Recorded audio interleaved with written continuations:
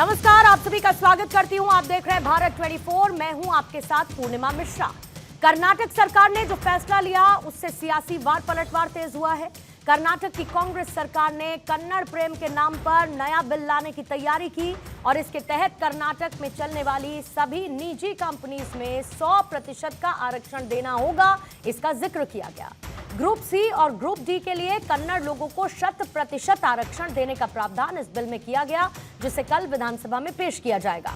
सिद्धारमैया सरकार का यह फैसला सियासी संग्राम का सबब बन चुका है।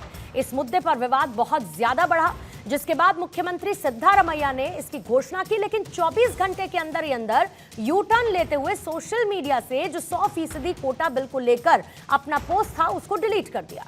कर्नाटक सरकार के फैसले को राजनीतिक विरोधी इसे राष्ट्रवाद की भावना पर चोट मानते हैं और साथ ही अगर 100% आरक्षण देने की मजबूरी हो जाएगी तो क्या निजी कंपनियां कर्नाटक का रुख करने से कतराएंगी।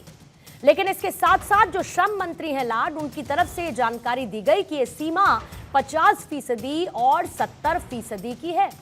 लेकिन साथ ही क्या ऐसी मजबूरी खड़ी कर कर्नाटक सरकार निवेशकों को आकर्षित कर पाएगी। अगर निजी निवेशक दूर हुए तो क्या कर्नाटक के विकास के लिए यह फैसला रोड़ा साबित नहीं होगा। हालांकि कुछ वक्त पहले हरियाणा सरकार ने भी कुछ इसी तरीके का फैसला किया था, जिस पर कोर्ट ने रोक लगा दी थी। ऐसे में कई पहलुओं को टटोलने की आज दहाड़ में कोशिश करेंगे। मेहमानों का खास पैनल हमारे साथ मौजूद होगा, लेकिन उससे पहले जो सियासी बवाल मचा है, जो वार पलटवार है, आपको वो सुनवा। No investors has to worry. We want all investors to come to Karnataka. There are certain sections of the people who are well talented outside the state. We want them to work in Karnataka. The Karnataka population, especially Bangalore population, has gone 1.4 crores only because outsiders coming here. They are working here. We don't want to harm anyone. We are just looking, we will give them a scopes. We are more worried than to the employer and the employee both. इसमें बुराई क्या है? अगर वहाँ भी आरक्षण है, जब आप वहीं की इंडस्ट्री हैं, वहीं पे आप इंडस्ट्री लगा रहे हैं, तो उसमें क्या बुराई क्या है? मैं इसे अभी चूंकि देखा नहीं, इसलिए मैं इस पर कोई प्रतिक्रिया नहीं दूंगा, पर हमारी सरकार है और उसने बहुत सोच समझ कर किया होगा।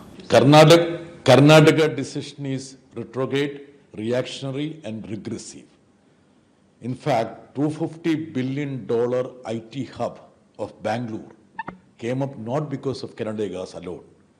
It was actually the contribution of a lot of people from abroad, from other states of the country.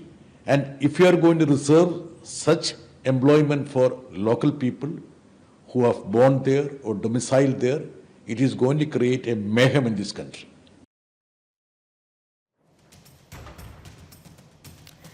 और आपने सुनी प्रतिक्रियाएं, लेकिन इसके साथ साथ कुछ सवाल। आज उन्हीं सवालों पर करेंगे चर्चा। पहला सवाल यह है कि कर्नाटक सरकार के फैसले से क्या क्षेत्रवाद वाला विवाद फिर तेज होगा। प्राइवेट कंपनीज में 100% आरक्षण क्या एक सियासी चाल है? क्या दूसरे राज्यों में भी 100% आरक्षण की मांग उठेगी? क्या सिर्फ पॉलिटिकल माइलेज के लिए यह फैसला लिया गया है? और क्या इस फैसले से राष्ट्रवाद की भावना को ठेस पहुंचेगी, जैसा कि बीजेपी कहती है?